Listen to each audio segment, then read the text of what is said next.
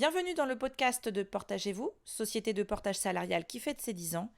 Au micro, Lydie Roussel, dirigeante de Portagez-vous, qui nous raconte son parcours et nous révèle les clés pour démarrer un projet entrepreneurial. Dans ce 4e podcast, nous allons explorer tous les avantages du portage salarial et les clés de la réussite pour tout indépendant qui ferait ce choix de statut. Lydie, avant d'évoquer le portage salarial, est-ce que vous pouvez d'abord nous rappeler les types de statuts qui existent aujourd'hui pour les indépendants ? Oui, classiquement, on va avoir les entreprises type SASU, EURL, SARL. On peut aussi être entrepreneur individuel, micro-entrepreneur, anciennement qu'on appelait auto-entrepreneur. Et donc les indépendants peuvent aussi faire le choix du statut lié au portage salarial. Mais pourquoi finalement une personne qui a un projet entrepreneurial choisirait ce statut ? Pourquoi le portage salarial ? Parce que finalement, ça apporte de la souplesse, ça apporte la liberté d'entreprendre tout en gardant la sécurité du salariat qu'on a peut-être connu jusqu'alors. Donc c'est un statut hybride qui est assez intéressant en ce sens. Et de la même façon, on va être aussi libéré de toutes les corvées administratives qu'on doit subir quand on est en entreprise. On n'aura pas la relation à gérer, la relation avec l'expert comptable, l'avocat et autres, etc. Donc c'est un statut qui est quand même plus léger. Vous avez un exemple à nous raconter d'un indépendant qui a fait le choix de ce statut pour se lancer après le salariat ? Oui, je peux vous raconter l'histoire de Philippe, qui lui a démarré il y a quelques années et qui a été contraint par le climat économique de l'époque de s'interroger sur la façon de continuer ses activités.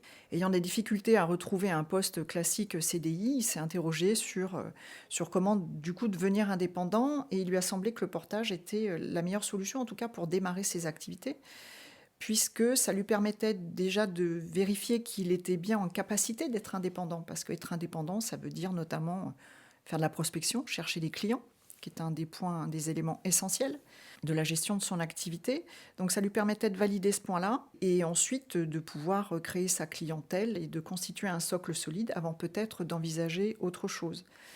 Cette situation de portée, le choix du portage salarial lui a permis aussi de continuer à construire des droits, d'ouvrir des droits à Pôle emploi, ou en tout cas de ne pas en perdre, et aussi de continuer à construire des droits à la retraite, puisque jusqu'alors il était salarié. Donc ça, c'est aussi un élément important dans le choix du statut. Et aujourd'hui, fort de cette expérience, après 3-4 ans de portage, Philippe a créé aujourd'hui sa SARL et vit la belle aventure de la création d'entreprise. Pour lui, le portage salarial a été une vraie rampe de lancement. Tout à fait. On peut aussi l'envisager comme étant un statut pérenne.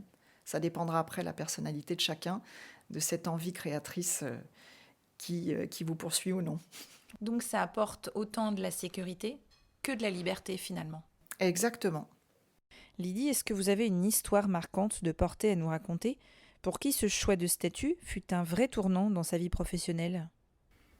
Oui, y a une histoire qui est pas forcément drôle d'ailleurs au démarrage, puisque il s'agit d'une consultante qui a fait un burn-out, qui a mis quelques mois à s'en sortir, et qui d'ailleurs a écrit 2 livres à ce sujet, et qui, à la suite de cet événement traumatisant, a envisagé le portage salarial pour continuer ses activités ou lancer de nouvelles activités de façon plus sereine, pour ne plus avoir à subir la pression de la direction ou de ses supérieurs.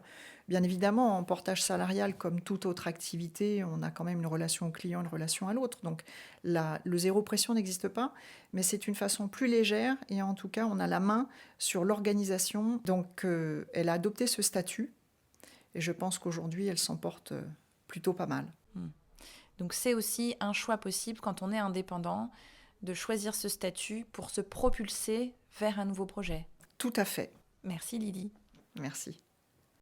Si vous souhaitez en savoir plus, retrouvez toutes les informations sur le site web de Lydie Roussel, portager-vous.com.